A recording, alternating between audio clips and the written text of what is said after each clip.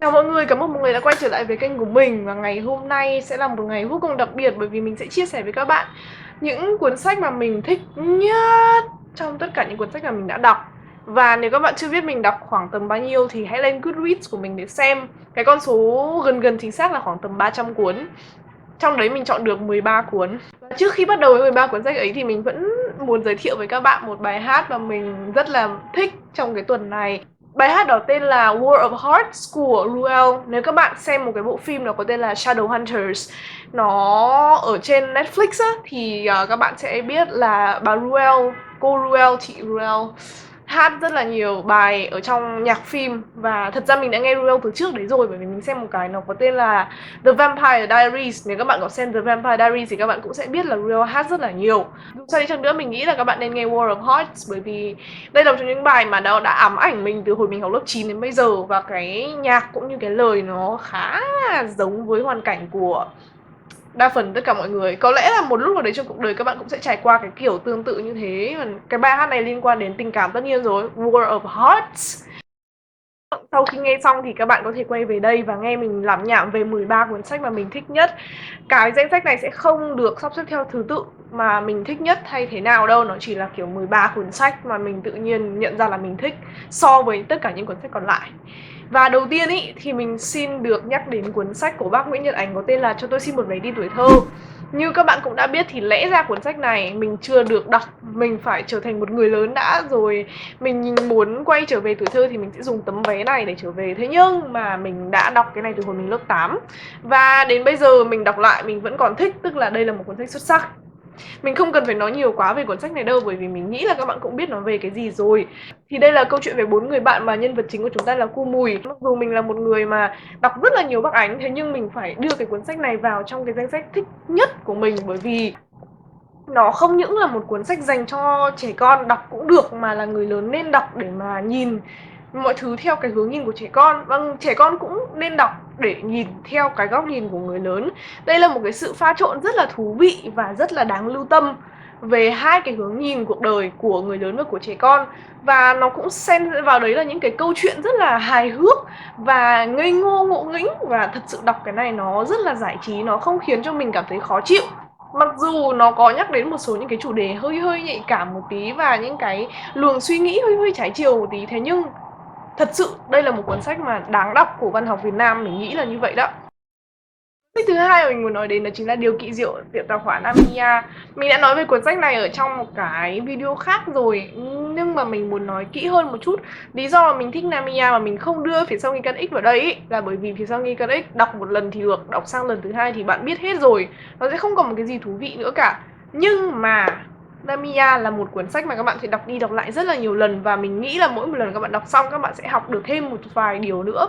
Nó là tầng tầng lớp lớp các ý nghĩa chồng lên nhau ấy, và nó cũng không thể nào mà làm mất đi được cái sự thú vị ban đầu của một cuốn sách ly kỳ trinh thám kiểu đó. Mình nghĩ là Namiya mới là cái cuốn sách vô cùng xuất sắc mà các bạn nên đọc của Keigo. Mặc dù nếu mà nói về trinh thám thì Phía Sau Nghi Can X hay thật, thế nhưng nếu mà nói về Keigo nói chung thì mình vẫn nghĩ là Namiya hơn hẳn.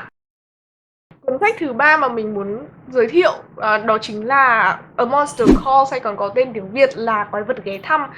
Monster Calls khá khá là giống với cả Namiya ở cái chỗ là cũng là những cái câu chuyện, thế nhưng nó không phải là những câu chuyện mà mình biết, mà là hầu như là nó lắt léo rồi là nó kể đi theo một cách khác, khiến cho mình học được nhiều bài học hơn, khiến cho nó trở nên có nhiều tầng ý nghĩa hơn ý. Thì một câu chuyện là văn hóa châu Á, một câu chuyện là văn hóa phương Tây, thế nhưng mà khi mà mình đọc thì mình đều thấy là có những cái giá trị nhân văn rất là cao. Ngoài ra thì Namiya nó chỉ là một câu chuyện vô cùng hay và đặc sắc, thế nhưng A Monster Calls là một câu chuyện có thể lấy đi nước mắt của các bạn. Thế cho nên nếu như các bạn muốn đọc một kiểu Namiya phương Tây một tí thì các bạn có thể đọc A Monster Calls. Cuốn sách thứ tư mà mình muốn nói với các bạn ngày hôm nay chính là Bụi Sao của Neil Gaiman. Dạo này mình đọc rất là nhiều Neil Gaiman, mình cố gắng đọc chính là bởi vì Bụi Sao, không phải là vì Coraline. Mình thấy là những cái cuốn sách thiếu nhi mà ông ấy viết, ví dụ như Coraline này, Đại Dương Cuối Đường Làng này, đều là những cuốn sách rất là đáng để đọc. Thế nhưng khi mà mình đọc Bụi Sao xong thì mình cảm thấy cuộc đời của mình như sụp đổ, bởi vì tại sao đến bây giờ mình mới đọc được Bụi Sao. Đó là một cái cuốn sách Chuyện cổ tích dành cho người lớn đúng nghĩa đen luôn. Nó là những cái thứ gì đó rất là nhiệm màu, thế nhưng mà nó lại lắt léo, nó twisted. Nó không phải là hoàn toàn là màu hường. Và khi mà đọc xong có cái cảm giác như xem Once Upon a Time ấy. Nên nếu các bạn xem Once Upon a Time rồi, các bạn sẽ biết là đó là những cái câu chuyện cổ tích, thế nhưng mà được kể theo một hướng hoàn toàn khác, cái hướng mình không hề ngờ tới. Thì Stardust cũng như vậy. Ngoài ra thì Neil Gaiman đối với mình là bậc thầy của con chữ. Không phải đối với một mình đâu, mà mình thấy là ai người ta đọc Neil Gaiman xong người ta cũng khen ngợi ông ý về cái cách hành văn và cách dùng từ của ông ý. Kể cả nếu như các bạn quá là chán cái câu chuyện rồi, mình vẫn nghĩ là các bạn có thể đọc được, bởi vì cái cách viết văn của ông ý thật sự là đỉnh cao đó. Hố của Louis Sachar, mình nghĩ là mình đọc tên ông ý sai rồi nhưng không quan trọng. Mình thích cái cuốn sách Hố này từ hồi lớp 9. Và một trong những lý do mà mình thích nó là bởi vì mình đọc nó vào đúng cái lúc mà mình đang cần nó ấy. Đây là một câu chuyện vừa hài hước, vừa trớ trêu, vừa châm biếm. Nhưng hóa ra lại là một câu chuyện dành cho thanh thiếu niên. Thế nó mới kỳ cục ấy. Cái lúc mà mình đọc mình cứ tưởng đây là một câu chuyện người lớn thôi. Nhưng càng đọc thì hóa ra nhân vật của mình rất là trẻ. Đây là một trong những cuốn sách duy nhất mà mình không cảm thấy là bản thân của mình đồng điệu với nhân vật, thế nhưng mà mình lại vô cùng thích. Và đây là một cái câu chuyện mà nó hoàn toàn khác lạ so với những câu chuyện khác. Lý do là gì? Nó dựa trên một cái mà chúng ta thường bỏ quên, chúng ta thường coi như nó là một cái yếu tố không quan trọng ấy, đó chính là luck, là vận may. Cái này dựa rất là nhiều vào vận may rủi. Cái câu chuyện nó diễn ra xoay quanh vận may ấy, mình cảm thấy đây là một cái yếu tố rất là đỉnh cao. Và mình thật sự hy vọng là các bạn đọc cái cuốn sách này. Nó rất là dễ đọc, nó rất là mỏng và nó sẽ để lại cho các bạn rất là nhiều những cái bài học thấu đáo về cuộc đời luôn ý, mặc dù nó là sách dành cho trẻ con ấy. Số 6, The Giver hay là Người truyền ký ức. Các bạn ạ, mình đã dành cả một video để nói về cuốn sách này rồi. Mình thích cuốn sách này bởi vì cái cách viết nó cũng rất là hợp so với cái thế giới mà tác giả tạo nên ý. Đây là một cuốn sách người ta gọi là dystopian, tức là phản địa đàng. Tức là một cái thế giới hoàn toàn mới so với thế giới của chúng ta bây giờ. Nó được xây dựng lại, được tái tạo lại, nhưng mà cái cuộc sống nó coi như là đau khổ hơn so với những gì chúng ta đang trải qua. Thì ở trong cuốn sách này nó khác hẳn những cái cuốn sách khác mà mình từng đọc ở cái chỗ là nhìn bề ngoài thì cái thế giới này lại hoàn toàn hoàn hảo. Thế nhưng phải đi vào tận gốc rễ vấn đề thì mới thấy là cái thế giới họ tưởng chừng như hoàn hảo đấy không hề tươi đẹp một chút nào. Và đấy là cái mà mình rất là thích. Tức là không có một cái chuyện gì là hoàn hảo cả, không có một cái gì là tuyệt đối cả. Và khi mà đọc cái cuốn sách này, mặc dù nó không có một cái cốt truyện gì cả, nó không có một cái diễn biến gì cả, thế nhưng mà mình vẫn rất là thích.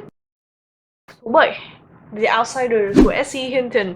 Đây là một trong những niềm tự hào của mình khi mình lên YouTube. Bởi vì sao? Mình nói về cuốn sách này từ rất là lâu rồi. Và tự nhiên sau đó vài tháng thì có một số bạn đã comment vào những video khác của mình, bảo là đã đọc cuốn sách này rồi và rất là thích. Và cảm ơn các bạn vì đã đọc cuốn sách này. Bởi vì đây là một trong những cuốn sách mà mình thích nhất. Nó khá là khó đọc, khó ngấm. Thế nhưng mà khi mà đọc xong thì mình thấy rất là vui vì mình đã đọc nó. Và đây là một cái cuốn sách rất là hay về tình bạn. Và khả năng là trong năm nay mình sẽ đọc lại để xem mình có thích nó hay không ấy. Một cuốn sách nữa mà mình cũng muốn nói với các bạn đó chính là số 8, Ông trăm tuổi trèo qua cửa sổ và biến mất.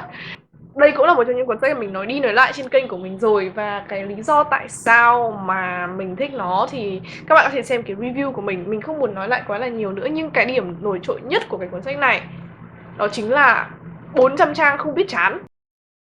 Cuốn sách thứ 9 mà mình muốn nói chính là All the Light We Cannot See của Anthony Doerr. Mình đã làm một cái review về cuốn sách này nhưng mà thật sự là nó không hay ho gì cả. Mình sẽ làm lại một cái review khác vào một lúc nào đấy. Thế nhưng cuốn sách này là một trong những cuốn sách hay nhất mà mình từng đọc. Chỉ vì một cái lý do đó chính là cái tên của cuốn sách. Các bạn có tin được không ấy, nó rất là hay bởi vì đến cuối cùng rồi cái tên nó vẫn là cái mà mình suy nghĩ về nhiều nhất. Nó khiến cho mình nhức não vô cùng và mình phải đi tìm ý nghĩa của cái tên này không biết ở bao nhiêu chỗ. Và có rất là nhiều lý giải về cái tên này và lý giải nào mình cũng thấy đúng. Đây là một cái tên vô cùng đặc biệt, All the Light We Cannot See, ánh sáng vô hình. Các bạn thật sự cần nên đọc đi bởi vì đến giờ phút này rồi mình đã giới thiệu cho rất là nhiều người rồi và mọi người đều thích. Ngoài ra các bạn nên xem thử cái review của chị Hương Đeo Niềng. Đấy mới là cái review mà các bạn nên xem. Mình đã xem đi xem lại review đấy 3 lần rồi. Một phần là bởi vì chị Hương nói rất là hay và phần khác là đúng ý mình rồi đấy. Thứ 10 cuối cùng cũng gần hết rồi các bạn ạ, cố lên một chút thôi.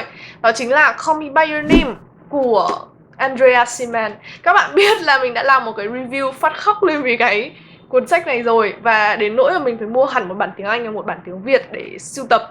Bởi vì Call Me By Your Name chính thức đã trở thành tượng đài của mình rồi ấy. Mặc dù đây là sách tình cảm và mặc dù nó rất là trớ trêu, bởi vì bản thân mình không bao giờ đọc bất cứ một cuốn sách tình cảm nào cả. Thế nhưng cuốn sách này nó lại được liệt vào hàng mà mình thích nhất, để các bạn phải hiểu là nó quan trọng với mình như thế nào. Nó không phải chỉ là một cuốn truyện tình cảm bình thường đâu, nó chứa quá là nhiều thứ ở trong này.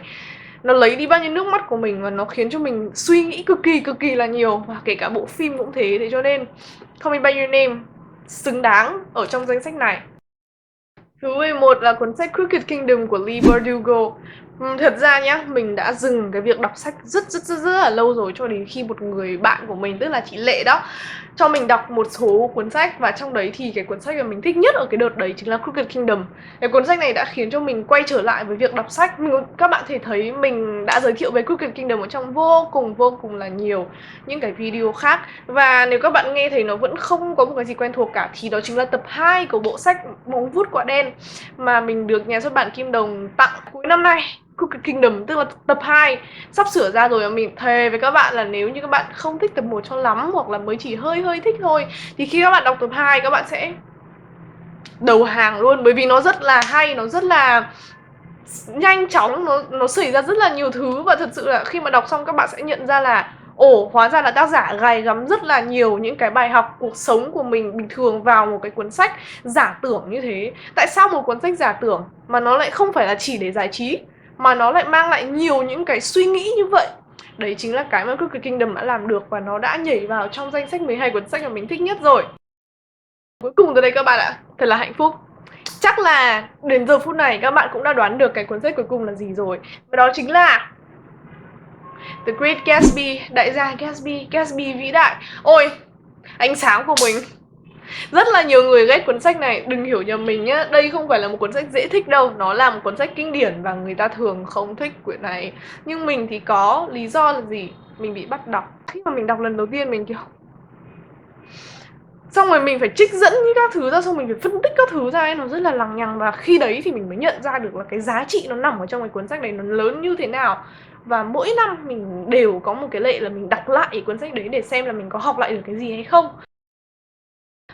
Đó, vậy là đã hết 12 cuốn sách mà mình thấy là hay nhất rồi. Mình biết là cái danh sách vừa rồi có thể là không hoàn toàn là những cái cuốn sách mà các bạn đang mong đợi. Cảm ơn mọi người vì đã xem cái video này. Và mình hy vọng là các bạn sẽ chia sẻ với mình những cái cuốn sách mà các bạn cho là hay nhất đối với các bạn, những cuốn sách mà các bạn thích nhất cả cuộc đời này. Cảm ơn mọi người và hẹn gặp lại mọi người ở video lần sau. Bye bye!